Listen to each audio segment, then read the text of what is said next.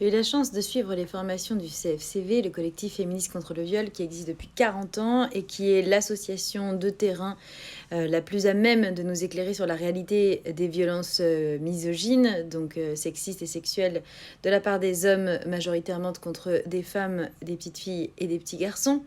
Et alors, il y a une très bonne publication sur la notion de consentement. Vous allez voir, c'est pas très à la mode, mais c'est très éclairante. Donc c'est une publique qu'on retrouve sur leur Instagram, vous pouvez la relire. Pour les personnes qui préfèrent écouter, je vous lis.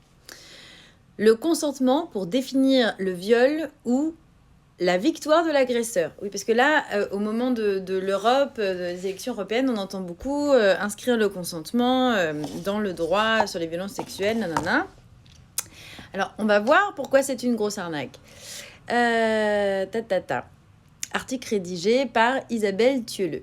Donc, le consentement pour définir le viol ou la victoire de la stratégie de l'agresseur.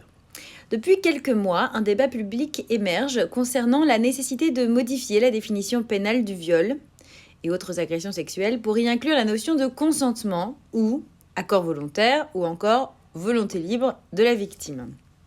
Au prétexte que cette rédaction faciliterait la répression de ces violences et fixerait une ligne de démarcation entre ce qui relèverait du crime d'une part et de la sexualité de l'autre. Mais comme souvent en matière de lutte contre les violences masculines, c'est une fausse bonne idée. Déjà, parenthèse, mais quand par exemple vous venez porter plainte pour un cambriolage, vous n'avez pas besoin de prouver que c'était pas un don, un vol consenti quelque part. Voilà, vous n'avez pas besoin de prouver que vous n'étiez pas consentante ou consentant à ce qu'on rentre chez vous et qu'on se barre avec votre ordinateur. Pourtant, ça existe, le don. Là, c'est la même chose. On parle de violence sexuelle et il faut qu'on prouve que c'était pas de la sexualité, que c'était pas consenti. Mais en fait, on vient porter plainte pour cambriolage. Donc non, c'était pas un don, tu vois. Voilà, en fait, ça vous semble absurde d'imaginer que vous venez au commissariat et que vous devez prouver que c'était pas un don. Et c'est un peu le concept. L'écoute des victimes est la source primaire et principale qui nous permet de saisir au plus juste la criminalité sexuelle, ses modes opératoires, sa signification. Depuis 40 ans, donc au CFCV, elle a permis l'émergence d'un schéma unique de fonctionnement des criminels, quel que soit le contexte, modélisé sous le vocable « stratégie de l'agresseur ». Ça, c'est important, parce qu'elles sont en train de dire que la féminisme, c'est pas juste des idées comme ça, c'est une expertise, c'est travailler énormément sur le terrain. Qu'est-ce que ça signifie, les violences, leurs mécanismes, leurs conséquences ? C'est pas un truc qu'on peut comprendre en 5 minutes. Voilà. Non, mais il faut bosser. Malheureusement, on n'a pas trop le choix, quoi. Ce schéma identifie les stratégies de l'agresseur, les différentes étapes créées par les agresseurs sexuels pour arriver à commettre des violences. Donc, je cite les étapes. La mise en confiance, l'isolement, la mise sous terreur, l'inversion de la culpabilité et l'imposition du silence, la mise sous secret. C'est ainsi le squelette des crimes sexuels. Il y a des différences, mais en gros, la plupart du temps, on retrouve ces étapes. Mise en place, c'est vraiment dans le scénario agresseur, mise en place par l'agresseur pour commettre ces violences de manière impunie.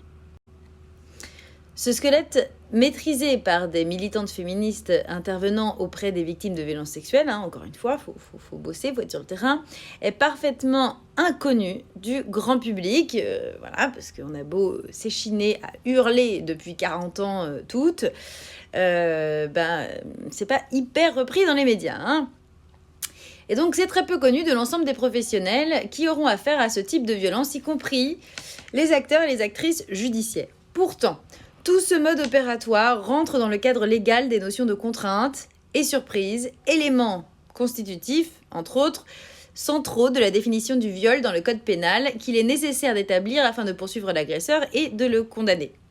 Ce qui arrive, je le rappelle, dans 0,6% des cas. Interprétée comme elle se doit, les notions de contrainte et de surprise couvrent ainsi l'ensemble des situations de viol et des agressions sexuelles. Le problème, c'est pas la définition du viol, on peut toujours l'améliorer, etc. Mais on a en fait la bonne définition. Le problème, c'est que la contrainte n'est pas regardée en matière de qu'est-ce qu'a fait l'agresseur pour arriver à ses fins. En réalité, le consentement, grand absent du code pénal, est le grand présent, d'ores et déjà, hein, pas besoin de loi, hein, des esprits des acteurs et actrices judiciaires. Le résultat de ce glissement est bien connu. L'attitude de la victime est scrutée à la loupe. Hein, on sait très bien que même quand on est victime, on est traité en coupable en réalité. Ce qu'elle a dit, pas dit, ce qu'elle a fait, pas fait, c'est quoi son passé, c'est quoi ses mœurs sexuelles, je ne sais quoi. Et tout le monde s'évertuera à déduire de ce comportement de la victime la présence ou l'absence d'un consentement à l'acte sexuel, donc la présence ou l'absence d'un acte de violence. Tout cela selon ses propres appréciations, basées bien souvent sur des opinions, croyances et projections personnelles misogynes, hein, à défaut d'une solide expertise basée sur un savoir scientifique ou empirique. Encore une fois, il faut bosser, c'est-à-dire que si vous pensez que vous êtes féministe, mais vous n'avez jamais travaillé auprès de ces assos ex-mertes sur la réalité des violences, leurs mécanismes, leurs conséquences, excusez-moi, mais c'est très en surface. Hein. C'est pas parce que c'est sur les femmes que c'est de la merde et on peut se décréter féministe et pouf, ça devient vrai. Enfin, non, je suis désolée. Donc, avec les résultats que nous connaissons, c'est-à-dire 0,6% des violeurs qui passent par la case prison.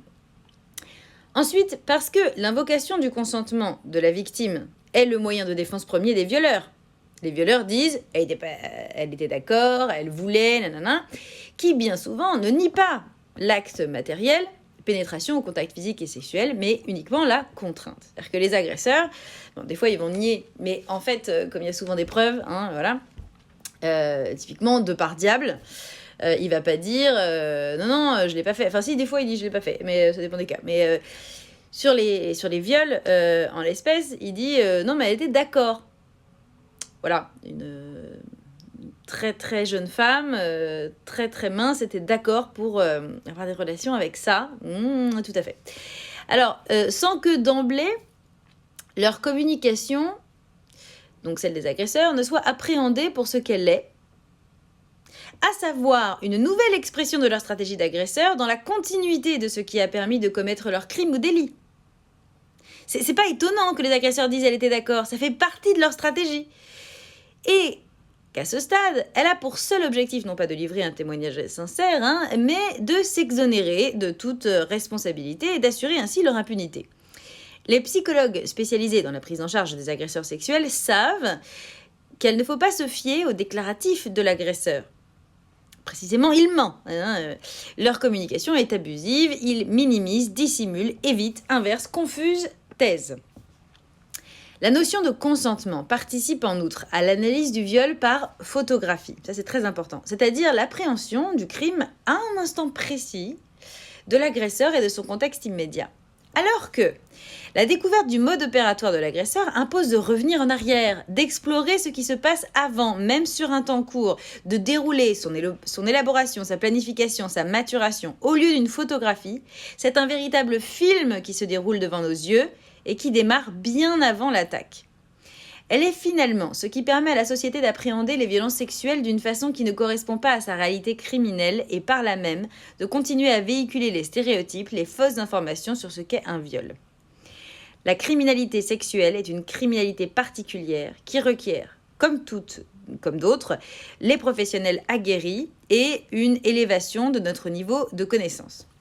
Depuis 40 ans et en parallèle du mouvement féministe qui a permis la dénonciation de ces crimes pour ce qu'ils sont, les recherches scientifiques sur le traumatisme nous livrent des connaissances fiables et pertinentes sur les mécanismes biologiques et neurobiologiques des psychotraumatismes. Il est temps de s'en emparer largement, de se former à ces sujets en interdisciplinarité et de les intégrer dans des procédures pénales. En dévoilant la stratégie des agresseurs, nous établissons la contrainte.